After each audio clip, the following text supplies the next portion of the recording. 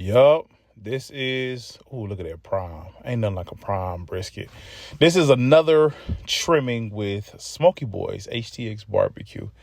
Your boy Corey, you know what I'm saying? Corey, the real estate guy for people that know me. Anyways, hey man, I love brisket. I love everything that goes into it. As you see me point out all the different areas I got to trim up all this fat. I love doing this. I love the reactions that people get when they bite it for the first time.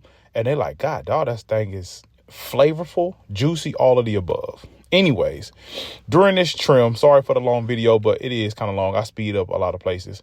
You see me cutting the decal fat to make sure it's, you know what I'm saying, aerodynamic. I've said that a couple of different times. I just like the meat to be somewhat flatter. I still want to keep the integrity of how thick the brisket comes. That's why I choose them a certain way.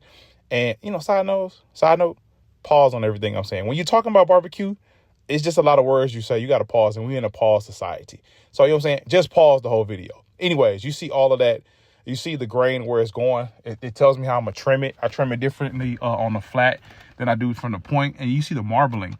And that's through the flat part. You can see how thick the flat is, which is what you want to look for. It's what I look for when I'm looking for a brisket. So I don't have to trim a whole bunch and I waste a lot of brisket. Even though I don't waste it, I use it for other things like my sides, dirty rice, baked beans, all those different things, sausage you can be used for. But in order to serve quite a few people, you want to make sure that you're smoking the majority of the brisket instead of trim. Even though I do a serious trim, I get a specific brisket. As you can see the marbling right there. Look at that marbling in the flat. That's going to be juicy.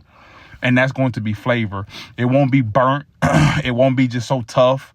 I know some people like the leaner part, but you still don't want it tough. You still want flavor. You still want juiciness throughout the brisket. And that's where the prime shines for the most part.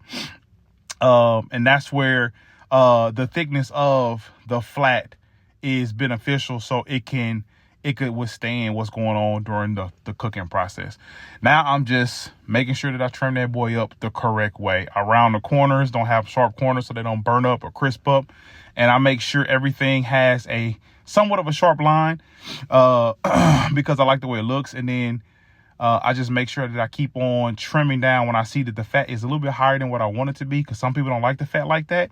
I personally enjoy it when it's trimmed right and it's rendered right. But then you look at that. Look how that fold over. When that fold over like that, that lets you know it's going to be tender. It's going to be juicy or smoke well. And then that flat. Look at that flat. Just a little bit of fat on the back, but there's a thickness to it. So it just stretches well. It's Corey with Smoky Boys HTX Barbecue. Holla at me.